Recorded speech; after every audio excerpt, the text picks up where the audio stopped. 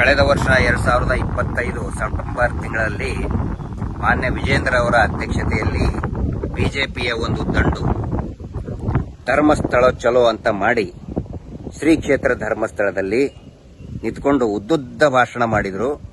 ಧರ್ಮಸ್ಥಳಕ್ಕೆ ಕಳಂಕ ತರ್ತಾ ಇದ್ದಾರೆ, ಅಪಪ್ರಚಾರ ಮಾಡ್ತಾ ಇದ್ದಾರೆ. ಧರ್ಮಸ್ಥಳ ಮಂಜುನಾಥೇಶ್ವರನ ಅಪಚಾರ ಮಾಡ್ತಕ್ಕಂತ ಶ್ರೀ ಕ್ಷೇತ್ರದ ವಿರುದ್ಧ, ಧರ್ಮಸ್ಥಳದ ವಿರುದ್ಧ ಷಡ್ಯಂತ್ರ ನಡೆದಿದೆ ಅಂತೇಳಿ ಉದ್ದುದ್ದ ಭಾಷಣ ಮಾಡಿದ್ರಲ್ಲ.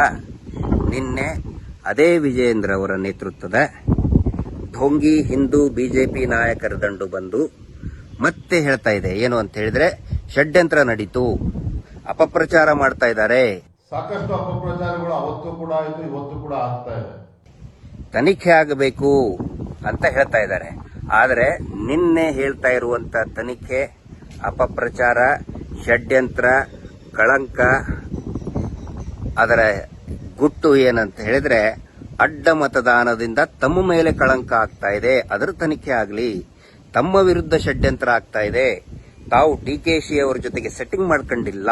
ವಿಜೇಂದ್ರ ಮತ್ತೆ ಡಿಕೆ ಶಿವಕುಮಾರ್ ಮತ್ತೆ ಯಾವುದೇ ರೀತಿಯ ವ್ಯವಹಾರಿಕ ಸಂಬಂಧವೂ ಕೂಡ ಇಲ್ಲ. ಆದರೂ ನನ್ನ ಮೇಲೆ ಅಪಪ್ರಚಾರ ಮಾಡ್ತಾ ಇದ್ದಾರೆ. ಇನ್ನೂ 1 ವರ್ಷ ಕಳೆದಿಲ್ಲ. ಸೌಜನ್ಯ ಹೋರಾಟಗಾರರ ವಿರುದ್ಧ ಏನು ಕಚ್ಚಾಡಕ್ ಬಂದ್ರಿ, ಈಗ ಅದೇ ಪಕ್ಷದವರು ತಮ್ಮಲ್ಲಿನೇ ಅಡ್ಡ ಮತದಾನ ಅಂತ ಹೇಳಿ ತಮ್ಮಲ್ಲಿನೇ ಕಚ್ಚಾಡ್ತಾ ಇದ್ದಾರೆ. ನಾವು ಅದಕ್ಕೆ ಹೇಳುವುದು, ಇದೇ ಮಂಜುನಾಥ ಸ್ವಾಮಿಯ ಮಹಿಮೆ,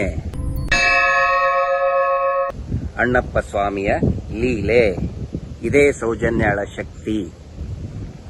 ಈ ಢೋಂಗಿ ಹಿಂದೂ ನಾಯಕರಿಗೆ ನಿಜವಾಗ್ಲೂ ಏನಾದರೂ ಹಿಂದೂಗಳ ಬಗ್ಗೆ ಕಾಳಜಿ ಇದ್ರೆ, ಶ್ರೀ ಕ್ಷೇತ್ರ ಧರ್ಮಸ್ಥಳ, ಆ ಗ್ರಾಮದಲ್ಲಿ ನಡೆದಂತಹ ಅನೇಕ ಅತ್ಯಾಚಾರ, ಕೊಲೆ, ಅದರಿಂದ ನೊಂದಂತಹ ಆ ಆತ್ಮಗಳಿಗೆ ನ್ಯಾಯ ಸಿಗಬೇಕು, ಕುಟುಂಬಗಳಿಗೆ, ಹಿಂದೂ ಭಕ್ತರ ಕುಟುಂಬಗಳಿಗೆ ನ್ಯಾಯ ಸಿಗಬೇಕು ಅಂತ ಹೇಳಿ ಮಾತಾಡ್ತಾ ಇದ್ರು.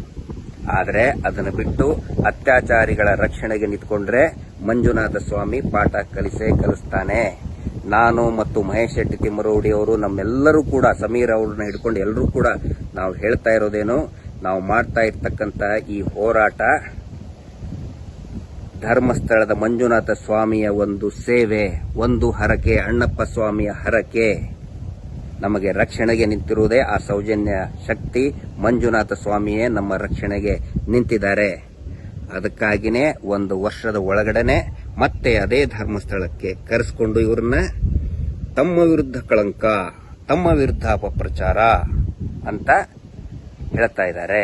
ತಮ್ಮ ಮೇಲಿನ ಕಳಂಕ ತುಳಿಯೋದಕ್ಕೆ ಧರ್ಮಸ್ಥಳಕ್ಕೆ ಬಂದಿದ್ದಾರೆ. ಇದೇ ಮಂಜುನಾಥ ಸ್ವಾಮಿಯ ಲೀಲೆ, ಇದೇ ಸೌಜನ್ಯಾಳ ಶಕ್ತಿ.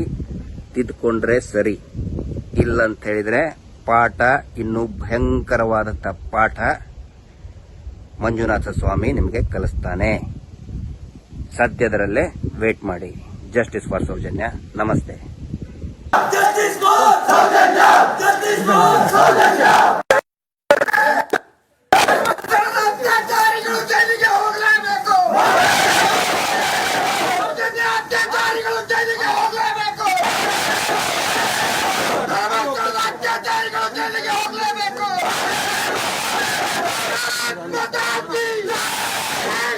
Timironi